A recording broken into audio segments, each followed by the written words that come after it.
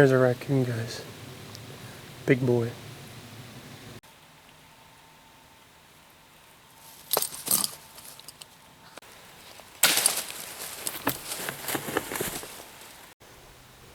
There's a look at a raccoon. First one of the year. I am that dog proof.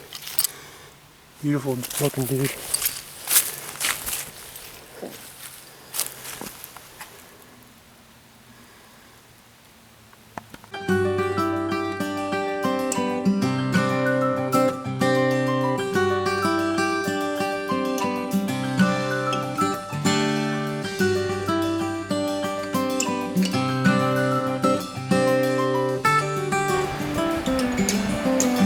You want me to net him?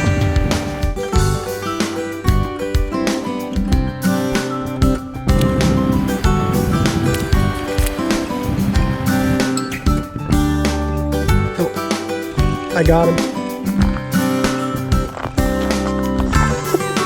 Boom.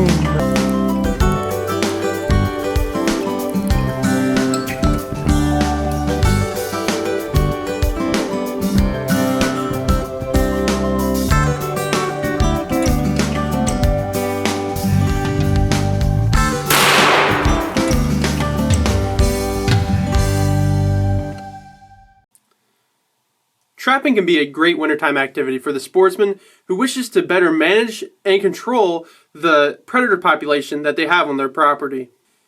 A lot of times trapping results in an increase in the population of prey species by lowering the population of the predator species. In the case where I'm trapping, the main predators are raccoons and foxes, and the main prey species are the wild turkey. For this area, my main targets are the raccoons. They are greater in numbers and just absolutely litter this property. Raccoons can have a major impact on your turkey population, often in a negative manner. Raccoons will eat and consume turkey eggs during the turkey nesting season, which obviously less young means that the turkeys don't have time to grow and become adults. Foxes, on the other hand, are known to eat wild turkeys, as seen by this clip right here.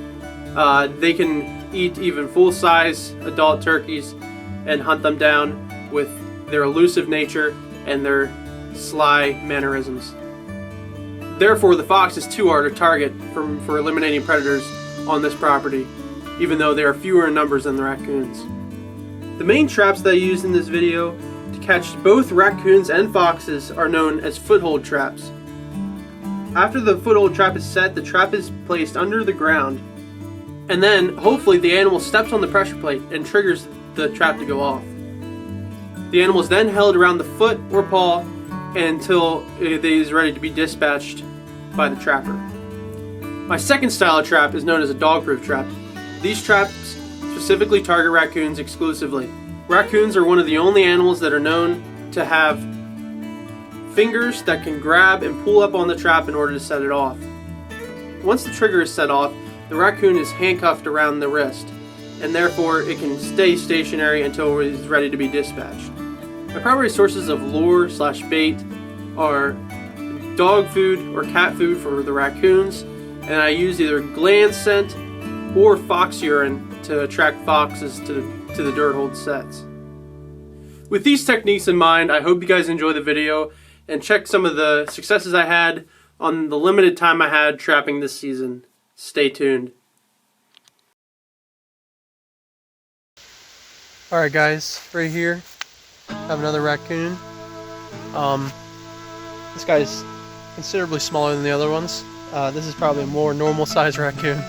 The other ones are like jumbo, hopefully less fat on them. So, stay tuned.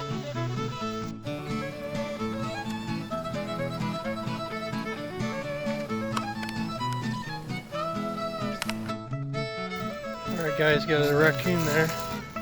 Hey buddy. We're gonna get this guy dispatched. It's pretty windy.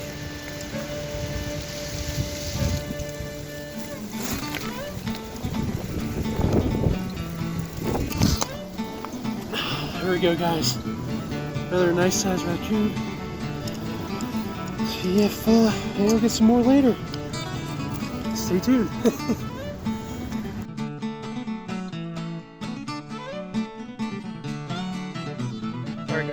raccoon. This one got both of its paws stuck in 2 traps, so he was pretty hungry. He's a good size one, really good mane on him. So now that the trapping season had ended, and this is my 2nd year of trapping, I've already seen some progress in the turkey population for this area. 2 years ago, the landowners had reported that there were no turkeys on any of the trail cameras through that entire year. And now, from 2 years later, last year we had some turkeys, and this year the turkey population has just increased significantly. And we have actually 3 different flocks of turkeys coming in, which all seem to be from the same sibling, same group.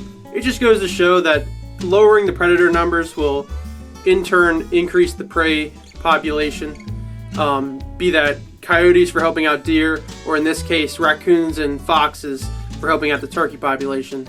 So I hope you guys enjoyed the video. I hope that maybe if you're thinking about trapping, you can possibly get into it and better manage your property and better regulate your deer herd or turkey population. I hope you guys enjoyed the video. Stay tuned for our future videos. Slant obey, my friends. I'll see you on the flip side.